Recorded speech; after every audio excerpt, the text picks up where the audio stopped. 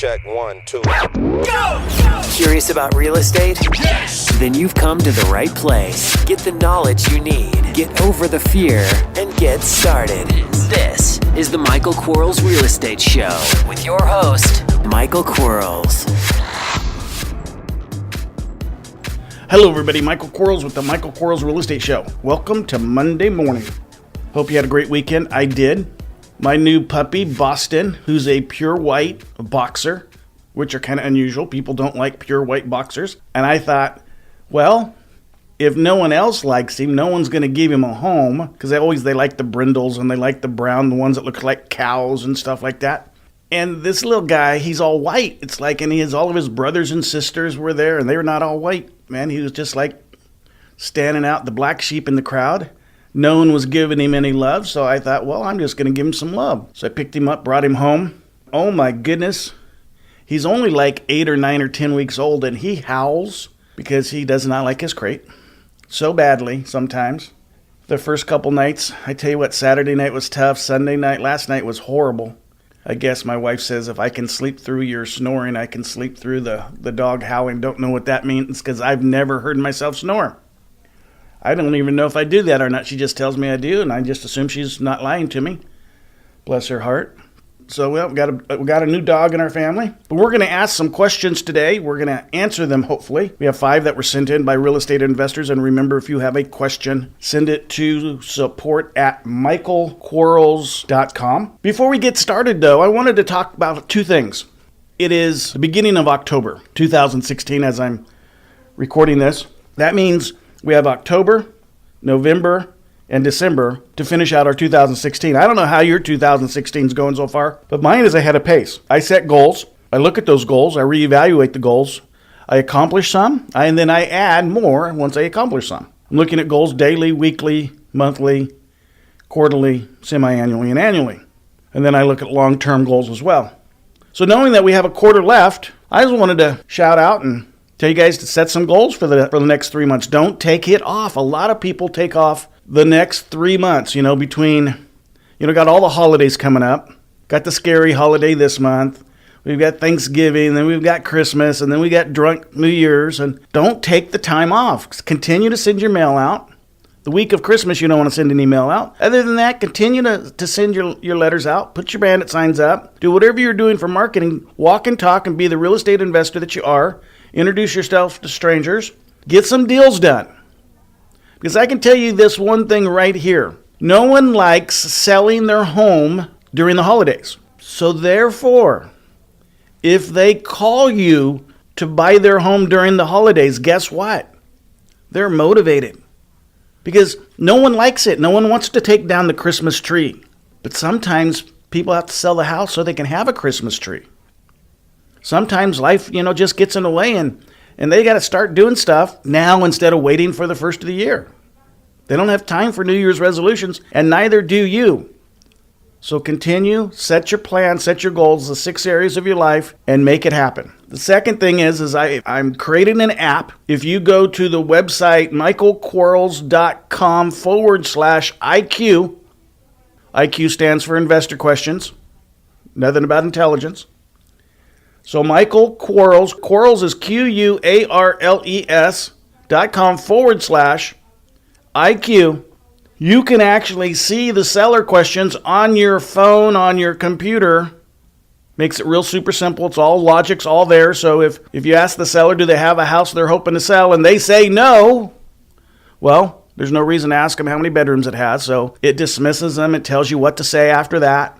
But if they do have a house to sell, it tells you what to say after that too. So then, your next question is it currently listed with a real estate professional? And if they say it is, it'll take you to the response to that. If they say it isn't, it'll take you to the response to that. It'll cover mortgages, it'll cover foreclosure stuff, it'll cover arrearages, it'll cover vacancies, tenant occupied, all kinds of stuff. When they want to sell it, why they want to sell it, what's going to happen if it doesn't sell. So we have an app out there for you guys. It's really simple to use. It's michaelquarles.com/IQ. Enjoy. Once you fill the information out, so you can do it as you're talking to a seller, get them on the phone, go to the app, and start filling it out, and then it'll email all the answers to you. You have it for your data records. Maybe you're using a VA over in, wherever they are for you, tell them that there's a thing they can use online or go to their phone and do it. So it's an easy way to stay organized. Here we go in these questions. Thanks for putting up with me rambling. This is a logic question. The question is regarding my algorithm that I use. It's a 2-page algorithm that I use to determine within a market what part of the market I want to market to for the highest impact. So the highest return to me.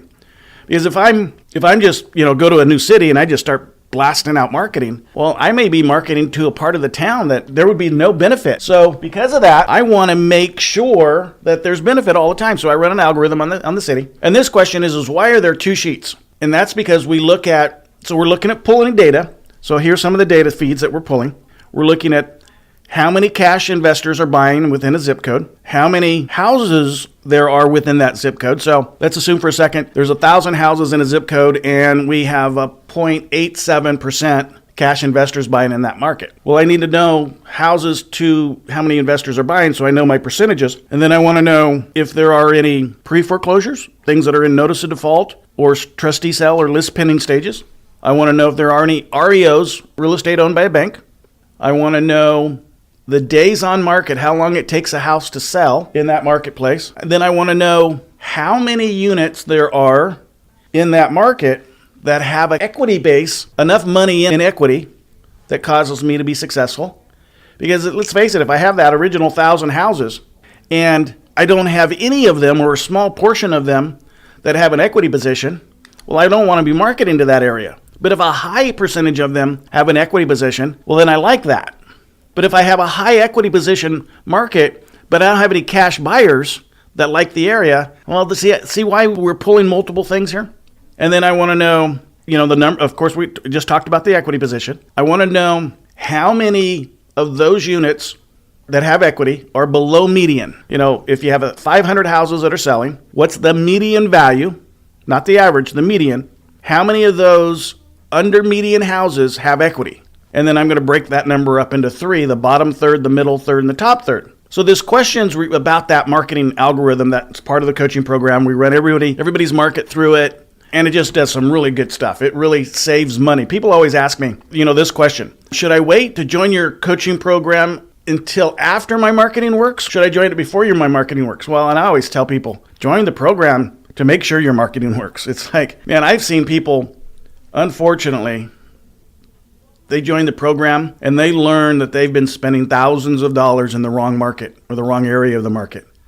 And it's just disappointing. It's really frustrating for everybody. Where if they had just gotten into the program, they wouldn't have been spending all this money in the wrong area. So their money would have been returned to them in a great rate.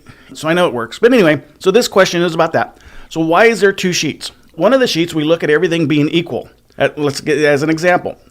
Let's assume for a second we have 2.3% cash buyers in a market, and we have that market turning at 120 days on market. Well, one sheet looks at those is exactly the same. They have the same impact to my decision making on whether I want to market to it or not. So that's one of the sheets. The other sheet actually starts weighing one being better than the other one. So you would think that cash buyers is pretty important, and so is days on market. But things like how many units there are isn't as significant. It's significant, but it's not as significant. And then if you go to your equity position properties, that's a pretty significant number too. But is it more significant or less significant than days on market, cash buyers, REOs, foreclosures, how many units, all the other stuff that impact the median values, all that other stuff that impact our decision base? So we run these 2 algorithms and then we lay them on top of each other. It's kind of a cool process because we can actually see the sheet where it says, okay, these are your top 10. That's everything is created equal kind of thing. And we know that that's not true and nothing's created equal. And then we lay the second one on top. And then we look at that one where there's significant differences. So that one's like, a nuclear weapon and a bullet don't have the same impact, right? Well, the first sheet does, the second sheet doesn't. So we lay them over each other and we really start getting some numbers coming back to us. And so it's an algorithm about that. And so that's why there's different weights. That's why we run 2. That's why we give it consistent value but we really look at the numbers coming back. Boy, it takes, if you've never been through the exercise, it takes about 8 hours to run this report on your market. A long friggin' time, but it's so important. So we're not just blind advertising. Question number 2. On the contract call yesterday, so another one of my coaching students, I just enjoy this. I mentioned that he does not do a CMA. I don't do a CMA or I pull my data sets, and this is virtual. If I'm doing physical investing, I absolutely do. But on my virtual investing, I don't until after my BPO comes back. Because what's happening on the virtual business is I'm going to ask a seller, what do you think an appraiser would appraise the home for if I send out the appraiser and they did a professional appraisal in today's marketplace? What would they appraise it at? I need the seller to tell me a number. But man, I buy all over the country. I can't take the time to run all these CMAs because I don't know the market like I know my own market. I just don't. And there's nothing that's going to give me that physical understanding of a market except being in the physical market. I don't care who you are. You're guessing at best if you're not in your market. So because I know that and I want to take my emotion out of it, I'm hiring somebody. For $150, I'm going to hire a professional to give me a BPO, not a CMA. A CMA is like an itty-bitty piece of the puzzle, but a BPO is pretty significant, not like an appraisal. The appraisal's really significant. So if you look at the 3 tiers of significance, appraisal's always best, BPO second, CMA's last. So I'm not going to do a CMA because I know I don't know anything about the market, but I am going to do BPO, and then I'm going to look at my data sets and my BPO after the BPO comes back in. And so it's an important part, and we teach it in the coaching program. You'll have a tendency of doing better deals when you don't get involved if you're doing virtual with your CMAs in advance. Because we have to rely upon the seller. I mean, the seller is wanting to sell their house, let's face it. We know they're more motivated than normal because they're dealing with a company that's not in their backyard. So all they care about is my money, and they get their house sold. All I care about is they have a house to sell, and I can buy it at a value that causes me to be profitable. I care about all other things too, but in the core of it, those are the things I care about. So in the virtual business, I'm going to do it a little bit differently than I am going to do it in the brick and mortar door knocking business. In the door knocking business, before my appointment, I'm confirming numbers because I know my market. I know if someone says, yeah, the house is in 93301, it's over off of Spruce, I kind of have a tendency of knowing where that is. I can look at some numbers and some data sets that I have locally that I don't have nationally. Although I'm a broker in California, I'm not a broker in Texas, I'm not a broker in Illinois, I'm not a broker in some of the other cities, I'm a broker in California. It's important that we understand that being virtual, we have to do some things a little bit different. Hopefully that helped. Thanks for listening. We'll be right back. Are you running out of leads? It's time you tried Yellow Letters at yellowletters.com. Get motivated seller leads through Yellow Letters, postcards, zip letters, typed professional letters, greeting cards, door hangers, and business cards. Yellow Letters is a full-service marketing company created with your success in mind. Get the personal attention you need to get your direct mail campaign started and get in touch at yellowletters.com. And we are back in 3, 2, 1. Question number 3. When adding up the 5 months cost to build up for the seller, okay, this is a seller presentation question. Do we only use 2 months there if our days on market is 2 months? No, the reason we use 5 is because we're professional and I can get a house turned in 60 days, doesn't mean a seller can. Think about this for a second. Now I've baked a cake. I'm not a really good cake baker. In fact, you probably wouldn't want to eat the cake I baked because it would look that, not necessarily appealing. But there's some cake bakers out there that, man, they can bake it perfectly in a third of the time it would take me to bake my cake. So my cake looks like crap. And their cake, man, I just want to face plant myself under that cake. We as investors, we have that same luxury because as investors, we can do things, we can expedite things, we can save money in costs. However, we still have to figure cost basis for the seller as if they were doing it themselves. And they were going through the normal procedures of finding a buyer, qualifying that buyer, qualifying the house, all the stuff, opening and closing or escrow, having something fall out, having to remarket it, reposition it, getting price reductions, realtor fees, closing costs, title insurance, repairs and maintenance. We have to figure all those costs because the traditional seller will have those. Well, I won't, because I know how to do my job professionally, like the professional cake baker that I'm not. So understand that you have a unique ability when you learn how to do this, run this business, that someone else doesn't have, and you should be rewarded for it. Plain and simple. Question number 4. When doing a subject to with the purchase at 5 years, does the seller receive the money paid towards the principal over 5 years? For example, the owner has a balance of $100,000 at the time of the contract. 5 years later, when you're ready to sell their property, the principal is now $75,000. Does the owner receive the extra $25,000 that was paid down over the term? Someone's confused about what a sub-2 is. So a sub-2 is buying a property, leaving the voluntary and involuntary liens against the property. So what's an involuntary lien? Child support, arrearage that's maybe attached to real property because it's a personal debt owed by the owner of the property. Taxes, those kinds of things. Mechanics liens, those are involuntary. Judgments, as long as it's not a stipulated judgment. A stipulated judgment would be that would be voluntary. And so ideas of voluntary. Mortgages, loans, things that you willfully put against use the property as collateral to secure. And you can leave all those things there, but sub 2, and this is right where I think whoever asked the question is a little confused. On sub 2, you get title. So it's not a contract for deed or performance contract or land contract. You actually get title ownership, constructive notice recorded in the county, and everybody knows now that you own the property. The principal reduction that occurs as you make the monthly payment, I mean, if you kept it 5 years, I don't know why you would keep it 5 years. I just want to flip the thing and get the loan paid off. But if you kept it for 5 years, whatever principal reduction occurred, that would benefit you because you own the property. So people get confused a lot. Well, the loan's staying in the borrower's name, yes, but keep in mind what happened originally.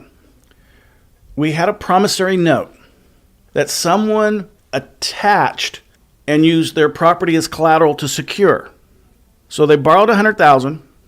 They said, hey, I have this house over here. Since you want to be ultra sure that I'll pay off, I have this house over here, and you can put your loan against that one. I'll use that as collateral. You can record a deed. And when I pay off, you have to convey that deed. In the meantime, you sell the property, and you still have the mortgage because it's still your promissory note. But it's my house. My house is still there, and it's still the collateral on this note. But I own the house, so naturally, as that loan pays down, and I'm paying the loan down, unless I've negotiated with the seller to do on a sub-2 seller payment situation, and sometimes you'll do that. We'll show you how to do that in the coaching program. But I'm making the mortgage payment. I'm paying the principal down. I'm paying the interest, so I get the interest right off too. No one else does. And so naturally, when whatever the payoff was at the time of payoff, all the benefit would be mine. So understand what sub-2 is. And be very, very clear. Question number 5. If a seller says they owe $71,000 on their mortgage and the amount is in arrearage for the amount of $4,500, is the total payoff $75,500, or is the amount of arrearage part of the $71,000? That really depends. Great question. Really depends on where they got the $71,000 from, because a lot of people don't realize that payments add to principal balance. Because the principal balance, assume for a second, September 1st, you owed $70,000, but you did, and your payments were $1,000 a month. But you didn't make any more payments, and now it's, January, so you've missed 3 payments. Well, you still owe the 70, but you owe the 3 too. But then again, if you go into foreclosure, then you have all the trustee fees that you're going to owe too. So it really depends on where they got the $71,000 payoff. If they called the trustee and had a demand put in, a beneficiary statement put in, and the trustee said, yeah, $71,000 to pay us all off, and there were $4,500 in arrears, then it would be the $71,000. But most people don't call the trustee in a situation like this. They'll just look at their statement balance from their mortgage, and it's not the same. So I would figure both, but clarify. Figuring both, you're safer, because if in fact it is $71,000 and you ran all your numbers based upon a $75,500 payoff. Now, if you use my contract, if the payoff on a sub-2 or the payoff on a regular purchase is less, and you're calculating your purchase price based upon the payoff, is less, then you don't have to pay the seller the difference, because the verbiage is, and how you fill it out corrects all the math issues. In very few situations, it's different. But in a case where I'm buying your house for what you owe, well, if 75.5 is what the number, it works for me, but you end up only owing 71, I'm not going to give you $4,500. I'm going to pay off 71 because I'm using my contract, and my contract affords that. Make sure you use the right agreement. Always use the bigger number and confirm. And you always want to confirm. Getting a payoff nowadays is pretty fast. They have a legal requirement to get you a payoff within so many days, so it doesn't take forever. Great questions. I enjoyed this one. Really do appreciate everybody sending me the questions and the opportunity to help as many people as I can help. And remember, if you are interested in a coaching program, check us out. It's $247 a month, $11.97 for 6 months. Save a little bit of money by paying it all at one time. But here's, we get together a lot around here. I mean, I've got a really super good staff. In fact, you guys don't know it, but the person that does all the editing for my podcasts, she does a terrific job because she takes all of my ums and ahs and she makes me sound like a friggin' rock star. I appreciate her for doing what she does. Because every once in a while, I'll take a listen to what I said on a podcast, and man, I almost fell in love with myself last week. But anyway, I have a really good staff. We get together a lot. And then just last week, someone pointed out to us, the coaching program's free. And I looked at him like, it's not free. They go, no, really it is, because you allow the coaching students a 15% discount on all their direct mail if they get the Platinum card, and the Platinum card's only available to coaching students. And just the normal 15% marketing on our average student, they actually get a reduction that is in excess of the coaching program. And I thought, wow, I guess it is free. But my job is to help as many people as I can. That's what I do this for. And if I can help you, let me know. You guys have a great day. We'll talk to you soon. Bye-bye. Thanks for listening to the Michael Quarles Real Estate Show. Get more info and stay in touch at michaelquarles.com.